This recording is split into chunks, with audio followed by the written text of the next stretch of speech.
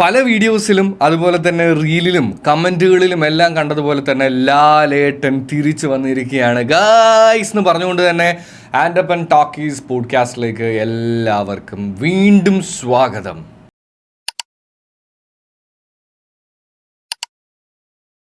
ഒരു വലിയ നീണ്ട ഇടവേളയ്ക്ക് ശേഷമാണ് ഞാനിപ്പോൾ ആക്ച്വലി പോഡ്കാസ്റ്റിംഗ് പേജിൽ ഒരു എപ്പിസോഡ് ചെയ്യുന്നത് തന്നെ. പല കാരണങ്ങളുണ്ടായിരുന്നു. ബേസിക്കലി സ്പോർട്സ് കുറച്ചൊന്ന് ഫോക്കസ് ചെയ്ത് ഈസി ആയിട്ട് ചെയ്യാൻ പറ്റുന്നതുകൊണ്ട് സ്പോർട്സ് ഞാൻ ചെയ്തു വെച്ചു. പക്ഷേ അതിൻ്റെ ഇടയിൽ എനിക്ക് കുറച്ച് കാര്യങ്ങൾ സെറ്റിൽ ചെയ്യാനുള്ളത് കൊണ്ട് തന്നെ അതിലായിരുന്നു എൻ്റെ കുറച്ച് കൂടുതൽ ശ്രദ്ധ പോയത്. അതുകൊണ്ട് പോഡ്കാസ്റ്റ് ചെയ്യാൻ പറ്റിയില്ല. പക്ഷേ വരും ദിവസങ്ങളിൽ കുറച്ച് അപ്ഡേറ്റ്സ് ഉണ്ട്, അതൊക്കെ ഞാൻ പറയുന്നതായിരിക്കും. പക്ഷേ എന്തായാലും ഇന്നിപ്പോൾ പറയാൻ വരാൻ പോകുന്നൊരു കാര്യം എന്താണെന്ന് വെച്ച് കഴിഞ്ഞാൽ, തുടരും ഇറങ്ങി കഴിഞ്ഞപ്പോൾ നമുക്കറിയാവുന്ന പോലെ തന്നെ ഒരുപാട് പോസിറ്റീവ് റിവ്യൂസ് വരുന്നുണ്ടല്ലോ. ഞാൻ ഇന്നലെ ഫസ്റ്റ് ഡേ തന്നെ കണ്ടു. പപ്പ മോഹൻലാൽ ഫാൻ ആയതുകൊണ്ട് തന്നെ ലാലേട്ടൻ്റെ പടങ്ങളെല്ലാം മാക്സിമം കാണാൻ ശ്രമിക്കും. ഫസ്റ്റ് ഡേ കാണലൊന്നുമില്ല, പക്ഷെ എന്നാലും ഇന്നലെ എന്തോ ഭാഗ്യത്തിന് നമ്മൾ ഫസ്റ്റ് ഡേ തന്നെ കണ്ടു.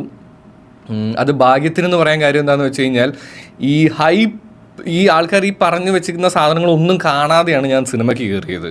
അതുകൊണ്ട് സത്യമായിട്ടും പറയാമല്ലോ, കുറേ കാലമായിട്ട് നമ്മൾ കാണാതിരുന്നൊരു ലാലേട്ടനുണ്ട്. എന്ന് വെച്ച് കഴിഞ്ഞാൽ ഇപ്പോൾ ജസ്റ്റ് പുള്ളിക്കാരൻ്റെ ഡയലോഗൊന്നും വേണ്ട, പുള്ളി മുണ്ട് മടക്കി കുത്തുമ്പോൾ തന്നെ നമുക്ക് ആ ഒരു സാധനം ഫീൽ ചെയ്യില്ലേ. അതൊക്കെ കണ്ണ് വെച്ച് അടക്കം വില്ലനെ ഇരുത്തുന്ന സീനുണ്ട് മോനെ. അജാതി മനുഷ്യനാണ്. നമുക്ക് എന്താ പറയുക, നമുക്കിങ്ങനെ ഇപ്പോൾ ഒരു ആക്ഷൻ പടം, മസാലപ്പടം അങ്ങനെയൊക്കെ ഇഷ്ടപ്പെടുമ്പോൾ നായകനോടൊപ്പം നമുക്ക് ഒന്ന് ട്രാവൽ ചെയ്യാൻ പറ്റണമല്ലോ. അതിന് കുറച്ചധികമൊക്കെ ഒരു ആക്ടിങ് സ്കില്ലും കൂടെ വേണം. അത് ലാലേട്ടൻ എന്ന് പറയുമ്പോൾ അത് നാച്ചുറലായിട്ട് വരുന്ന പോലെ നമുക്ക് തോന്നുകയും ചെയ്യും. ഒന്ന് അഭിനയിക്കുന്ന ഒരു ഫീൽ കിട്ടുമൊന്നുമില്ല. അങ്ങനെയുള്ളൊരു ലാലേട്ടനെ കണ്ടിട്ട് കുറേ ആയി എന്നുള്ള എല്ലാവരും പറയുന്നത് പോലെ തന്നെ. പക്ഷേ ഈ സിനിമ കണ്ടു കഴിയുമ്പോൾ ഇനിയിപ്പോൾ നിങ്ങൾക്ക് അത് പറയാൻ പറ്റില്ല. കാര്യം എന്താണെന്ന് വെച്ച് കഴിഞ്ഞാൽ ആ ലെവലിൽ ചെയ്തു വെച്ചിട്ടുണ്ട്. പടത്തിൻ്റെ കഥയൊക്കെ എക്സ്ട്രാ ഓർഡിനറി അങ്ങനെയൊന്നും അല്ല കേട്ടോ. പക്ഷേ ഒരു കുറച്ച് ആക്ടേഴ്സ് അതിൻ്റെ കൂടെ ലാലേട്ടൻ മെയിൻ കൊണ്ടുപോയപ്പോൾ നമുക്കതിൽ ആ ഒരു സാധനം കിട്ടിയെന്നുള്ളതാണ്. പിന്നെ ഇപ്പോൾ കുറേ കാലമായിട്ട് നമുക്ക് ലാലേട്ടൻ അങ്ങനെ കാണാതിരുന്ന് ഇപ്പോൾ കാണുമ്പോഴൊരു സന്തോഷം കൂടെ ഉണ്ട് ഈ പടത്തിന്. ആൻഡ് ഇതിൽ എടുത്തു പറയേണ്ട മറ്റൊരാളാരാന്ന് പറഞ്ഞു കഴിഞ്ഞാൽ വില്ലനാണ് കേട്ടോ. വില്ലനാണെന്ന് നമുക്ക് തോന്നും. തുടക്കം മുതൽ അവസാനം വരേക്കും പ്രകാശ് വർമ്മ വേറെ സിനിമകളിൽ അഭിനയിച്ചിട്ടുണ്ടോ എന്ന് എനിക്കറിയില്ല. ആഡ് മേക്കർ ആണെന്നുള്ള സാധനമൊക്കെ ഞാൻ വീഡിയോസിൽ കണ്ടു. പക്ഷേ വേറെ സിനിമകളിൽ അഭിനയിച്ചിട്ടില്ലെങ്കിൽ അതൊരു വലിയ നഷ്ടമാണ് നമുക്ക്, പുള്ളിക്കല്ല. കാര്യം കിടിലം വില്ലനടാ. പുള്ളിയുടെ ചില ആക്ഷൻസ്, സൗണ്ട്, ഇതൊക്കെ ശരിക്കും നമുക്ക് ആ പുള്ളിയോടുള്ളൊരു ദേഷ്യം തോന്നിപ്പിക്കും.